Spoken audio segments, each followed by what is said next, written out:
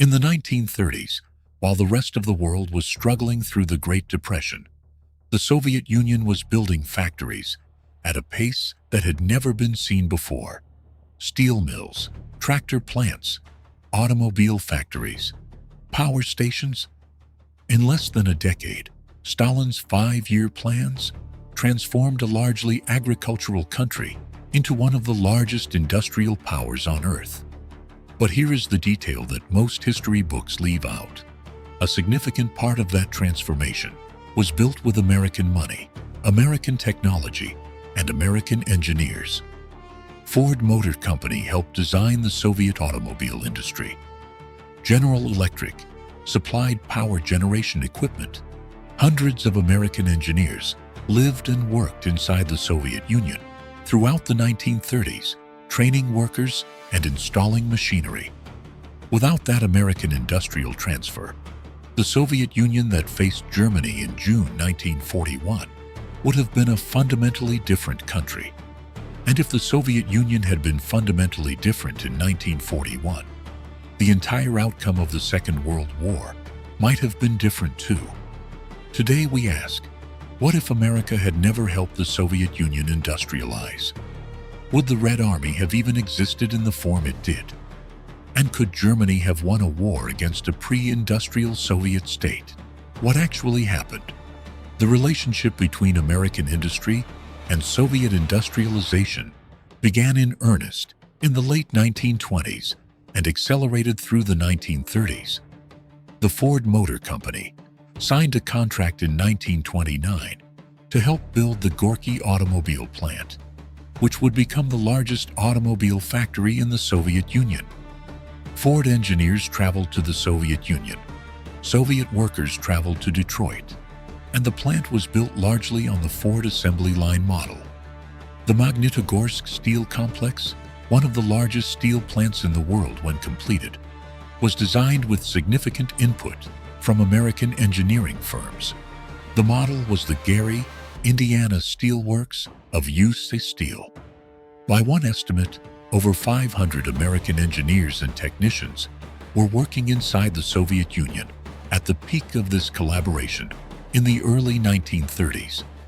This was not secret, and it was not charity. American companies were paid in gold. At a time when the Depression had devastated American industry, the Soviet Union offered contracts when almost no one else was buying. The result was a Soviet industrial base that, by 1941, could produce T-34 tanks, Katyusha rocket systems, and military aircraft at a scale that shocked Germany. Then came Lend-Lease. Between 1941 and 1945, America sent the Soviet Union nearly 400,000 trucks, 14,000 aircraft, and vast quantities of food, steel, and communications equipment. Soviet Marshal Georgy Zhukov said after the war that without American trucks, the Red Army could not have conducted its mobile operations. Without American food, the Soviet soldiers would have starved. The question is, what happens if none of this ever occurred? The turning point, 1929. No American industrial contracts.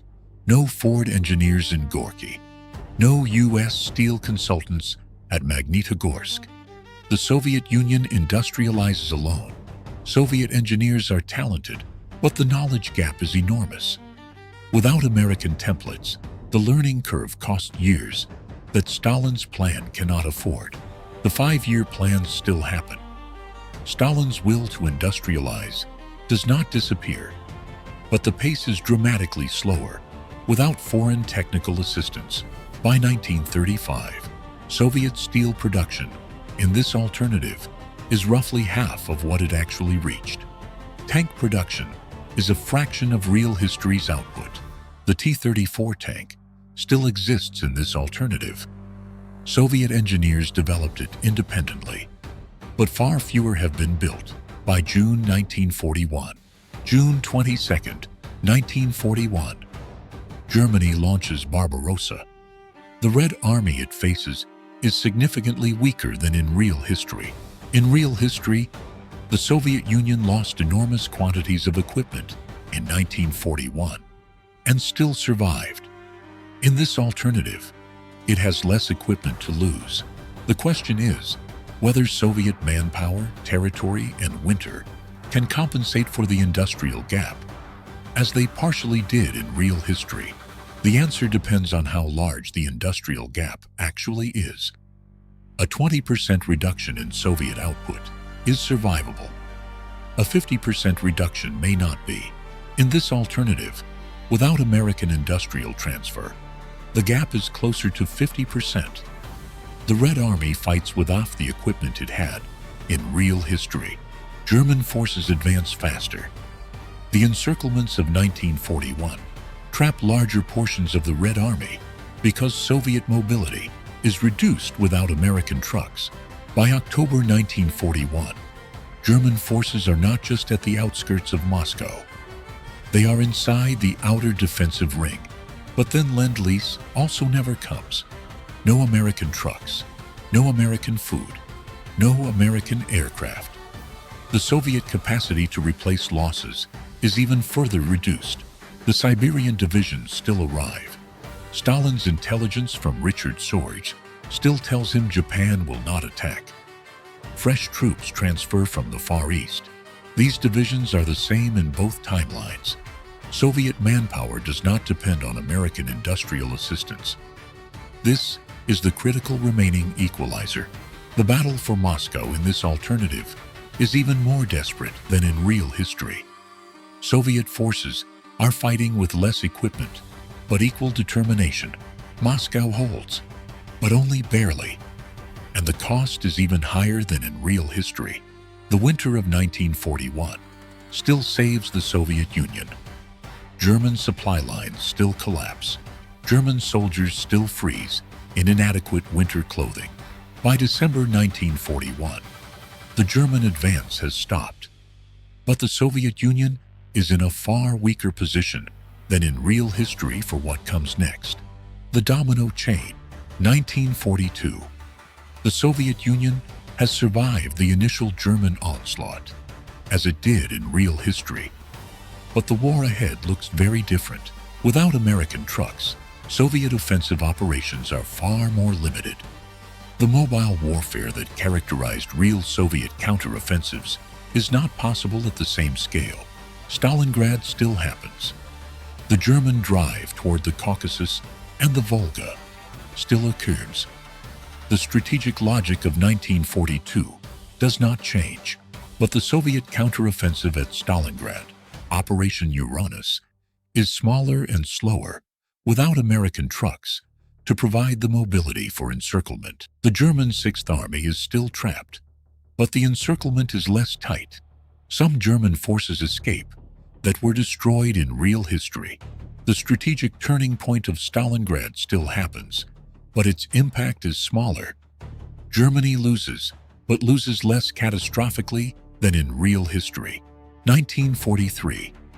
Kursk still happens. The largest tank battle in history still occurs. But Soviet tank production in this alternative is lower. Soviet forces win at Kursk, as in real history. German offensive capacity in the east is broken. But the Soviet advance that follows is slower. The war in the east continues into 1944 and 1945, much as in real history. But the Soviet advance is slower and more costly at every step. Do-die happens on schedule in June 1944, regardless of Soviet industrial capacity. The Western Allied invasion of France proceeds as in real history. The combination of Western Allied pressure from the West and Soviet pressure from the East still defeats Germany. The outcome does not change, but the war in the East lasts longer, perhaps 1 to 2 years longer than in real history. The Soviet advance that reached Berlin in May 1945 might reach it in 1946 or 1947. 1 to 2 additional years of war in Europe. That number represents millions of additional lives lost on both sides. The Holocaust continues for those additional years. Every month of additional war means additional victims of the death camps. America enters the war in December 1941. Regardless, American industrial power still mobilizes fully. The material balance of the war still ultimately favors the Allies. The atomic bomb is still developed and still ready by August 1945. But if the war in Europe continues beyond 1945, its use becomes a more complex question. The fundamental conclusion: American industrial assistance to the Soviet Union in the 1930s was one of the most consequential economic decisions of the 20th century. It was not charity, it was business. American companies needed customers during the Depression. Soviet planners needed technology they couldn't yet develop independently. The consequence was a Soviet Union capable of surviving 1941 and eventually defeating Germany. Without it, the war is longer, darker, and more costly for everyone. This is one of history's great ironies. American capitalism helped build the industrial base of the world's largest communist state, and that industrial base helped save millions of lives by shortening the most destructive war in human history. Henry Ford, whose factories helped build Soviet industry, was also a notorious anti-Semite whose writings influenced Hitler. History rarely offers clean moral lessons. The men who signed the contracts in the 1930s weren't thinking about World War II. They were thinking about profit margins and production quotas. History is often made by decisions taken for entirely different reasons than the consequences they produce. American industrial assistance to the Soviet Union in the 1930s is perhaps the clearest example of that principle in the entire 20th century. Without it, the world we live in today would likely be darker, more damaged, and built on a foundation of longer suffering. What would 2026 look like? In a world where America never helped the Soviets industrialize, and where the war lasted 1 to 2 years longer, what does 2026 look like? Germany still loses. The war ends with the same basic outcome: Allied victory, German defeat, division of Europe between East and West. But the Soviet Union emerges from the war more damaged and more exhausted than in real history. Its post-war recovery takes longer. A more exhausted Soviet Union may be less aggressive in Eastern Europe. The Iron Curtain may be drawn differently, or may come down sooner. The Cold War still happens. The ideological conflict between American capitalism and Soviet communism does not depend on Soviet industrial capacity, but a weaker Soviet Union means a less dangerous Cold War.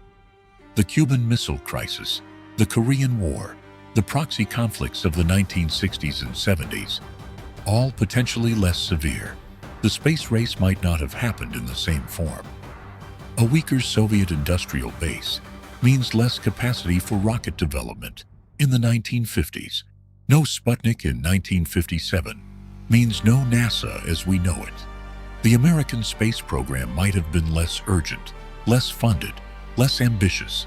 The Soviet Union collapses in 1991, regardless, because the fundamental economic contradictions of the communist system are not solved by industrial capacity. Russia in 2026. In this alternative is perhaps a poorer country with less legacy military infrastructure and a less aggressive foreign policy. The Ukraine War of 2022 might still have happened, driven by the same historical and cultural forces. But Russia's military capability might have been significantly less. The deepest consequence: millions of people who died in the years 1944 to 1946 or 1947 in this alternative might have lived in real history because the war ended in 1945. American industrial assistance to the Soviet Union in the 1930s may have saved more lives than almost any other commercial transaction in history, not because it was intended to, but because of what it made possible when the war came. This is the other side of history, the questions history never finished asking. Next episode, What if Nixon's Project Independence had succeeded? What if America had achieved energy independence in the 1970s? The relationship between American industry and Soviet military power is one of the least discussed stories of the Second World War. It is uncomfortable for both sides. Americans do not like to credit communist survival to capitalist business. Russians do not like to acknowledge that their victory depended partly on Western assistance. But the historical record is clear. Soviet Marshal Zhukov said it directly after the war. Without American trucks, without American food, without American industrial equipment, the Red Army could not have fought the war it fought. The men who signed those contracts in the 1930s were not heroes or visionaries.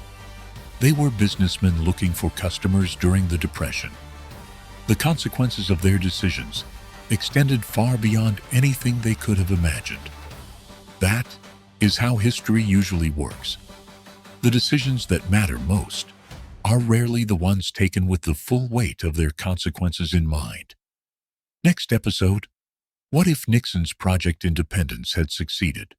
Subscribe and turn on notifications. The other side of history continues.